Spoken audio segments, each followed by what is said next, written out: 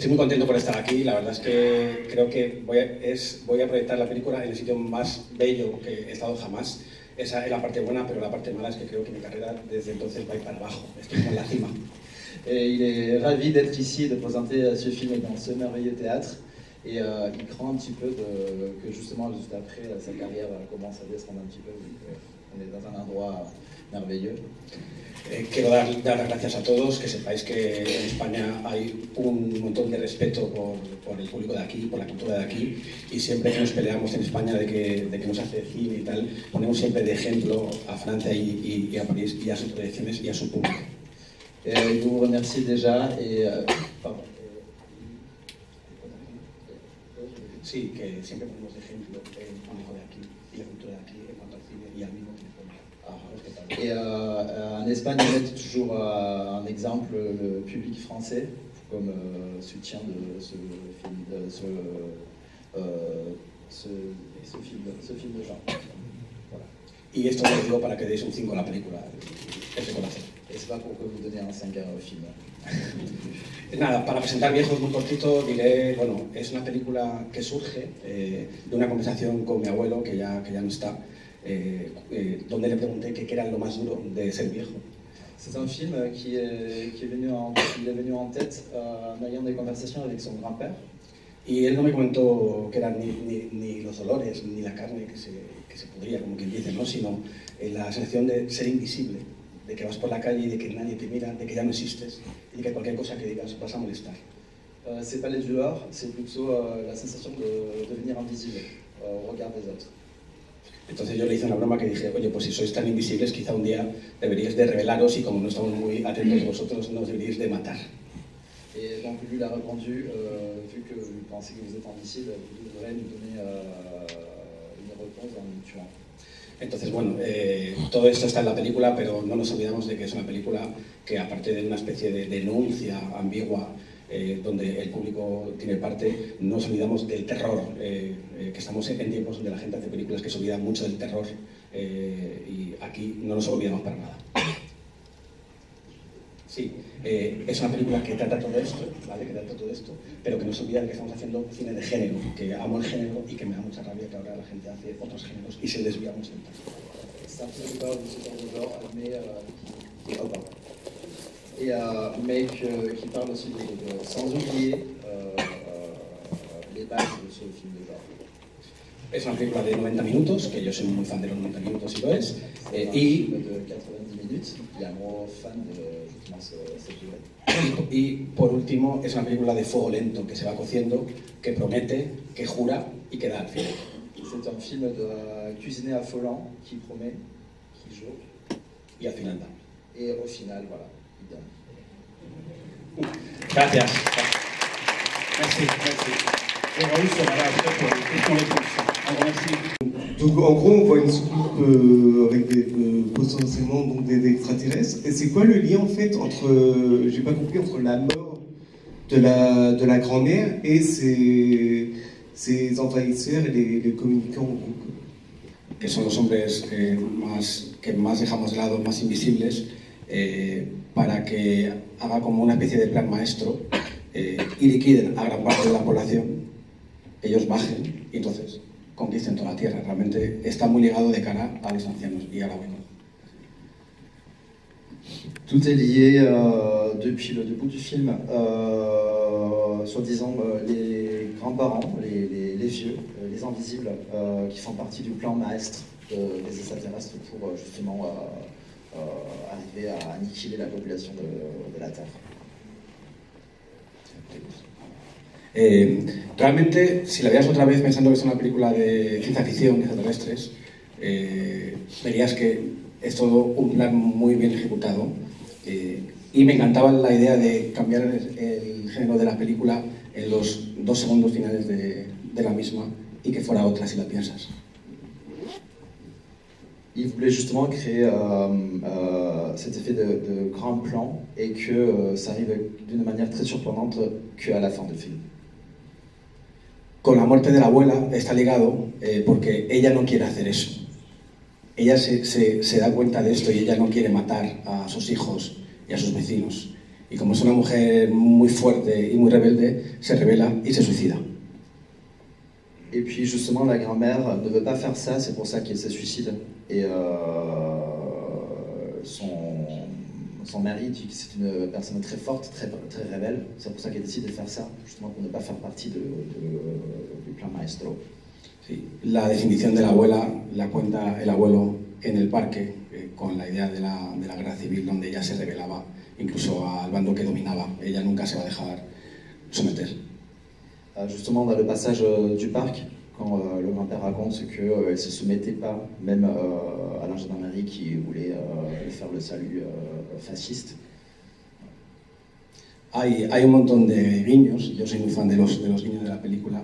Por ponerte un ejemplo friki, cuando empieza la película, que están en el velatorio, hay una lámpara con forma de ovni cuando parpadea en el velatorio. Cosas de estas hay muchas. Il y a des petits détails, justement, notamment au début du film, avec une lampe qui ressemble un peu à une navette des extraterrestres. Merci.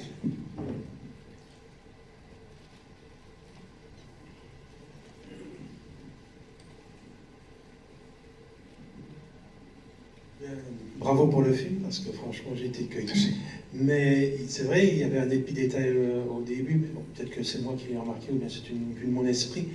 Le tableau de Goya, les pigments sont vraiment filmés comme au début, comme un paysage presque martien, presque extraterrestre. Et puis alors, évidemment, quand la caméra prend l'ampleur, on comprend peut-être le lien, peut-être inconscient qu'il y a entre l'au-delà, enfin, l'au-delà extraterrestre et la relation avec le vieux, puisque c'est une peinture de Goya qui est le vieux. Voilà. Donc après les révoltés de l'an 2000 de Serrador, maintenant nous avons les envahisseurs de l'an 2022 de Célèze.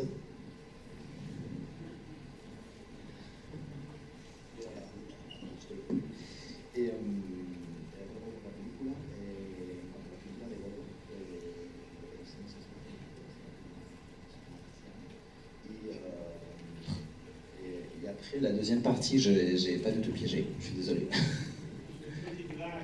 Ah d'accord. Bon, désolé. Et la película de Goya.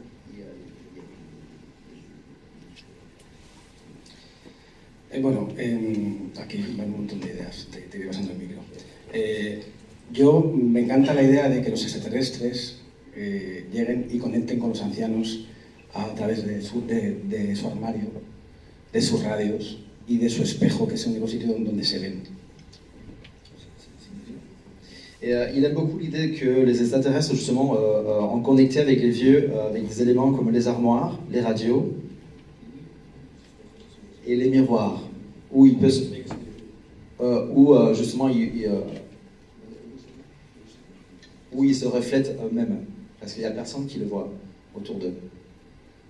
Entonces, esta idea, que al final incluso la propia radio es usada para controlar su voluntad y hacerles una especie de Terminators en el pecho, es una conexión que existe y que tiene que ver, ahora explico, con los créditos. Et justement, ce lien avec la... si esperas hacer una segunda parte. Bueno, con la meteorología, realmente que cambien todos los grados es porque las naves están escondidas, están en la atmósfera, y eso produce un calor que cambia toda la climatología. Es porque pardon.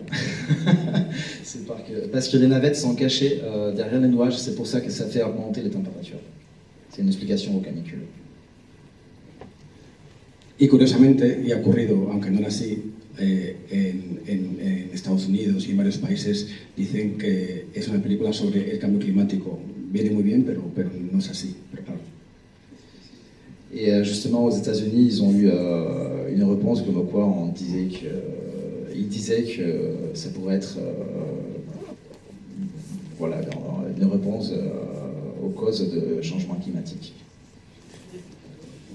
A su vez, hay una cosa, y es que el asunto que decías de la segunda parte, cuando yo hice mi anterior película, The Passenger, tampoco quería hacer segunda parte, y vamos a hacerla ahora porque nos la pidieron y nos dejaron esa libertad. si alguien llegara con segunda parte y nos dejara una libertad, sí que no tendría problema en hacerlo, aunque es un final cerrado al principio. Je pense depuis la fin. C'est un final fermé, normalement. Donc il n'y aura pas de deuxième partie. Mais ça pourrait être envisageable si ça arrivait comme dans son film précédent, La Pasajera, The Passenger, où ils vont faire justement une suite, mais où ils ont vraiment une carte blanche pour respecter ou pas respecter ce qui était dans le film précédent. Donc ça sera les conditions sine qua non. S'il a une liberté absolue, il aurait pas de moule, et puis carte blanche, et on aura la deuxième partie. Et beaucoup d'argent. Merci. Une question, envoyez une question. Oui, bonjour. Je voulais savoir, concernant le message du film, s'il y avait une volonté de dénoncer le traitement de la vieillesse dans la société espagnole. Si hay un objetivo detrás de denunciar el trato que damos a los ancianos en la cultura española. Sí, o sea, realmente según íbamos haciendo el guión nos parecía cada vez más interesante la denuncia, siempre sin dejar el género del terror, o sea, que la denuncia no embargara la película. Pero sí, en España el trato a los ancianos es horrible, efectivamente, es horrible. Oui, c'était délivré et c'était arrivé au fil que le script se déroulait, qui était en train de se faire créer. Mais oui, justement en Espagne, la maltraitance aux deux aïeuls, c'est quelque chose de très présent dans la société. Pero aún así me suele gustar las películas que hacen que el espectador escoja, porque por ejemplo, Lena, la mujer, hay mucha gente que ve la película y la odia, y hay mucha gente que está de su parte porque dice que tenía razón, que si la hubieran escuchado que se podrían haber salvado, y eso es una cosa que me encanta en el cine, esos grises. De toute façon, il aime beaucoup justement que le spectateur ait le choix, notamment dans le personnage d'Elena. Il y a des spectateurs qui se mettent en accord avec elle en disant ah oui, justement c'était la seule qui avait raison, il fallait les enfermer, il fallait se protéger d'eux. Et il y a d'autres qui disent voilà, qui se mettent plutôt du côté du père, et de la famille et de la fille. Merci. Il y a une question en haut aussi. Oui, merci. Vous avez évoqué la possibilité de faire des choses ensuite si vous avez beaucoup de liberté. Est-ce que vous avez eu beaucoup de contraintes sur ce film-là? Has mencionado la posibilidad de poder hacer una segunda parte, si tienes la libertad para poder hacerlo. Pardon, la deuxième partie c'était. Est-ce qu'il y a eu des contraintes sur si ha habido si has tenido problemas en esta película para poder realizarlo como tú has querido. Sí, estuve para hacer esta película, hemos estado 10 años hasta que una productora nos ha dejado hacer este tono, este fuego lento. Oui, ça nous a pris carrément 10 ans pour trouver une productrice qui nous laisse faire ce genre de ton cuisiné à feu lent jusqu'à la fin. Y ideas como que un anciano esté encima de una mujer embarazada y le dé con un cuchillo en la barriga, pues todas estas cosas jamás nos hubieran dejado hacerlas con las productoras que haremos que eran más grandes. Et notamment, il y avait des productrices qui étaient contre d'avoir ce genre d'image où un vieux tue une femme enceinte ou la presencia de los viejos también, ¿no? En la película, ou la présence des vieux en soi-même, dans le film. Nos pedían que se explicara más el final, nos pedían que todo estuviera mucho más cerrado. Otra película y yo por ahí no paso allá, a estas edades ya no paso. Et puis les contre de donner trop des astuces pour justement que la fin soit vraiment fermée ou très expliquée, très exprimée. Une dernière question, je vais la poser la dernière question.